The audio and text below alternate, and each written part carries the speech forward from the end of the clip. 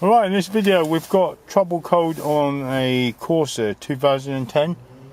It's the diesel and Vauxhall Corsa 1.3 CDTI, and lately the glow plug has been changed, suspected faulty, being changed, and now the car is not running. I suspect perhaps it's one of them ones that you need to tell the car you've changed something. There is downloaded content from the RAC says P0683 glow plug control unit down to, and another error P0234 boost pressure, and downloaded content, another content P060B. Replace electronic control unit. We hope not. Though it's showing no signs of computer error before the glow plug was changed. Just use the cheapo scan tool, see what it's hit, and it's come out really inconclusive. So let's break out the Vauxhall DS708. Loads of errors. We've got engine, wherever that is, ABS, anti-theft warning, body control module. I can't see how there can be so many faults. Central door locking, exterior light, ventilation control, immobilizer, interior lighting. So many errors. Let's look at the first one.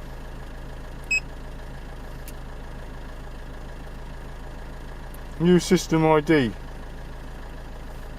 ECU ID. Oh, I know what this is. It's one of them things where you gotta know what computer it is. Sometimes if you have a blowout on the exhaust, it just forgets things like the injectors and remembers that. This, look, hardware key number. Right, in this video it's like a follow-up video, or it could be the first video. I haven't shown that video yet. It's an ECU fault possibly in this Vauxhall Corsa 1.3 TDCI. So the ECU is located under here. Inconveniently, it's a design fault where the drainage of the water from the rainwater, if you've especially got leaves in there, will just drain onto the ECU. So if possible, it's what happened here, showing lots of faults. See my other video that I've already published or about to publish.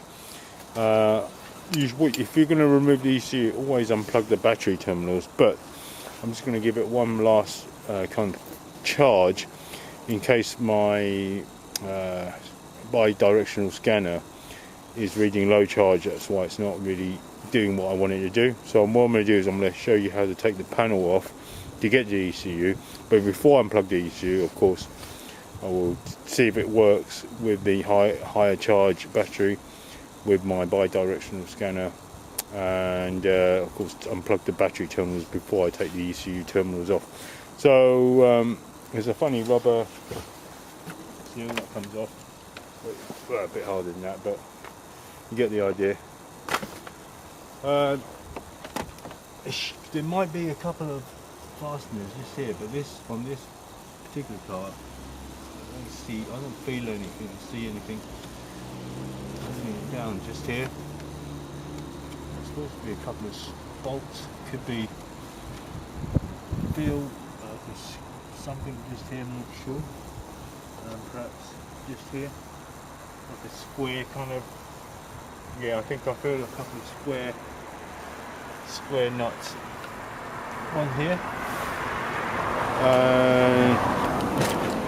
On the opposite side, so it's at night, all each time I've got.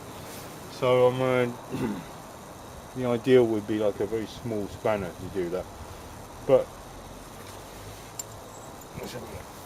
these need to come off.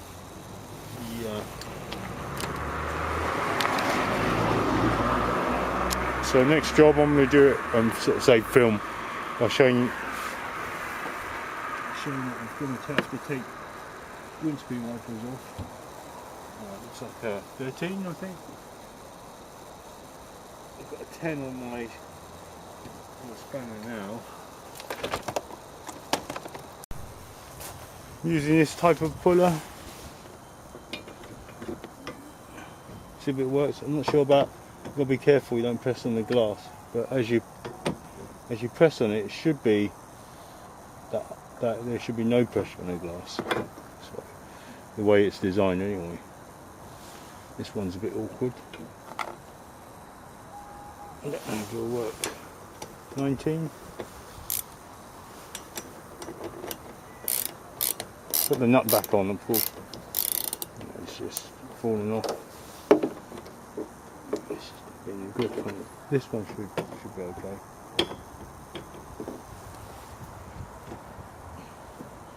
The pressure should be in the arm, not on there. I think it's released it.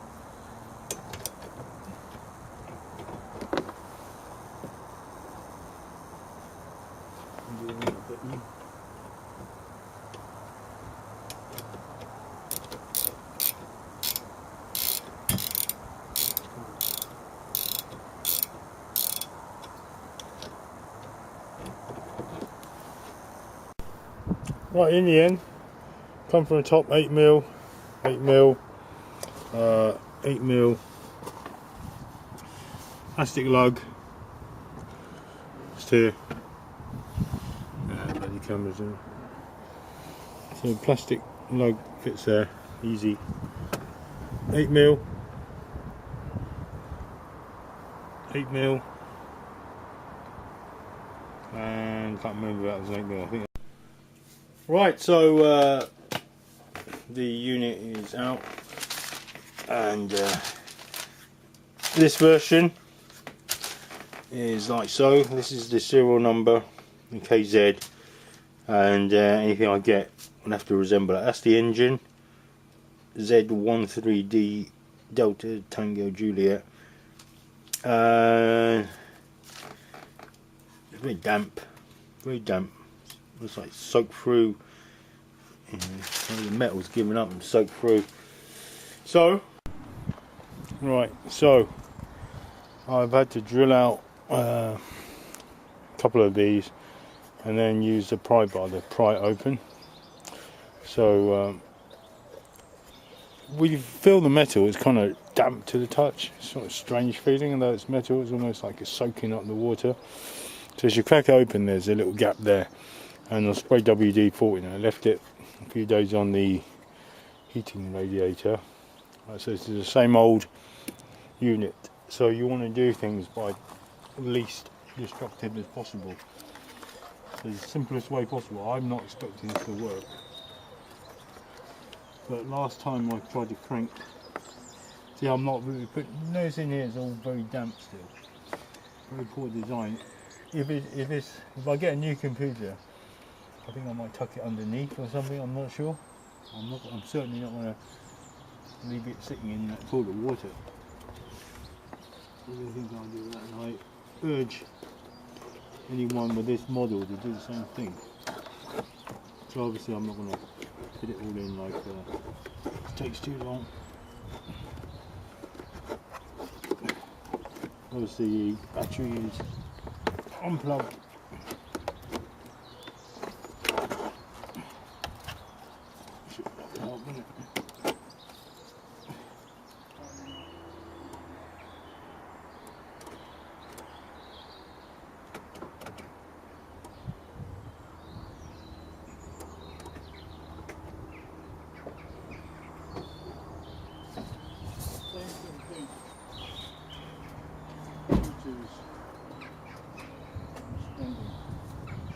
But I do remember making a few adjustments on the scan tool. I just wondered if I've done anything to it, because it was firing. I'm not going to give up. I'm not going to buy a Right, so here is the ECU that I had. What you call not cloned. It was, yeah, it was kind of cloned. Take the data taken out and put on the computer and then put back in on the same board. When I sent it to this firm here by eBay, I bought it for £220. So this firm here is pretty good. Yet to test it, of course. I want to test it today, fit it. BBA Riemann, RE Engineering. It's in Kent. So here's the number 0, telephone 01634687222. So it's 224, the Vauxhall Corsa ECU. I don't know what they call it. It's not like a refurb. It's when after it's been water damaged, as long as it's still kind of half functioning. And remember, with this ECU, I cracked it open, sprayed WD-40 in it, dried it out. Still didn't work. So there's chips. They would have changed some chips in it, and they gave me a new cover because I know I sawed, like, you know, you saw me do it. I think you saw me. So I sawed the cover off, and it was like damaged there. But this is a newish cover from a different ECU. And I'm just going to make a point. This metal here feels like solid metal, but when you get water on it, it feels like it's soaking up water. It's almost like a sponge, and that's what causes half the problem. So I should show you what I'm going to do to fix it. Obviously, they put sealant around it and everything. Put new screws in there. Everything's tight, but I've added extra new tape around it, all around the edges, and I'm going to do an extra something on the actual car. I'll show you in a minute. But first thing, it says here, before making note of any theft codes, I haven't got anything on this, remove the battery before refitting. So what I'm going to do is make sure it's fully charged. Well, it says make sure it's fully charged. So tension of battery polarity course, yeah, thank you. If your unit is suffering from water damage, may spread further in the vehicle, make sure you check all harnesses, connectors. I haven't got time to check all the connectors, harnesses, but what I will do is clean any area that caused it to flood in the first place, right? Which I'll show you in a second. Any fault codes clear any fault codes with a. So I'll have to plug it in, then clear any fault code, refit any water protective cover. But follow above advice. This unit is plug and play now because it's data swap. Follow from above. This is your vehicle's original data stored in its memory. Therefore, the unit is plug and play. Follow the device and the unit will plug and play. Will plug. This will require programming if it's a virginized unit. So this is not a virginized, it's plug and play. But I'm just going to stack it here so no one steps on it. So I'll show you what I'm going to do. Right, so remember this is a Vauxhall Corsa 1.3 D version, 2010. Now, remember I showed you how to take off this cover. The only way you can really get this, it's got clogged up stuff where the leaves are, and this is the tray for the ECU. I was thinking of actually putting the ECU underneath here. There's no space and there's pipes in the way, so what I'm going to do is I'm going to elevate this off the ground basically. Let me see how much I can lift it by. Maybe something like that, right? That's my game plan. There's space enough there, and then maybe put like a plastic over the top, maybe over.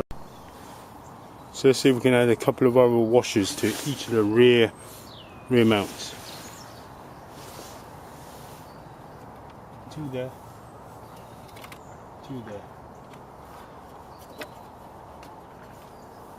Should elevate it off the ground, right? Makes sense. Might even be able to keep the seal. Let's just see.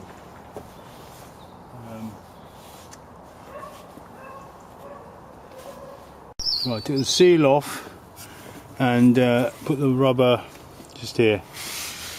The rubber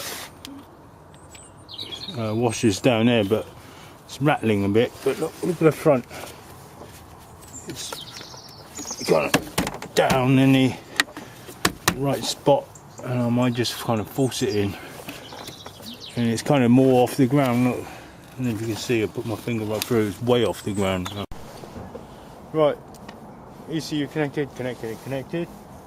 Let's let the battery back up so it's in the dark.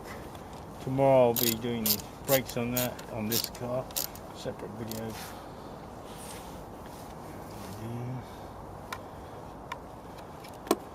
ECU connected. There's no what do you call it? All this flush back on, stuff back on the plastic. What do you call it? Fairing? I don't know. Lastly, put this on. So this bottom tray goes on first, by the way. There's like 6 screws on the bottom tray. No screws on the top, apart from the windscreen wipers. Yeah. The only thing that's going to be holding the top in. Top just kind of slides in. There's no catch or anything like that at all.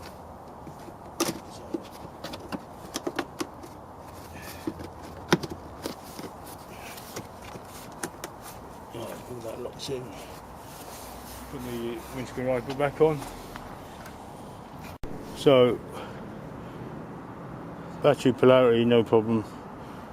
Clear fault code with dealer scan tool level. I've got that. Let's start it up. What I'm going to do after that is carry on tomorrow with the dealer scan tool. That should be okay. So let's crank it up. Nothing going to fall in the engine.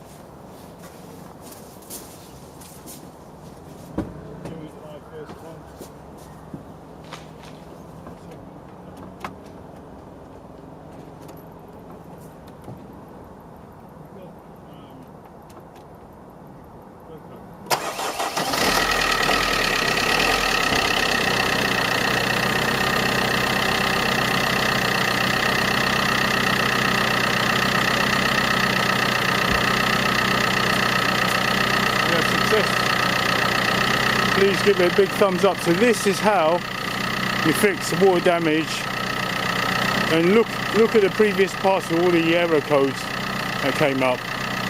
Generally it's water damage on the Vauxhall Corsa 1.3 TDCI, and it's all clear the error codes tomorrow, job done. So water damage only cost me £220 on Vauxhall Corsa TDCI, and this is 2010 D model, D for Delta. Any comments, please make any comments below, like and share. Thanks very much. And by the way, if you was, one last thing I should say, the fix is obviously taking your ECU to get it mended.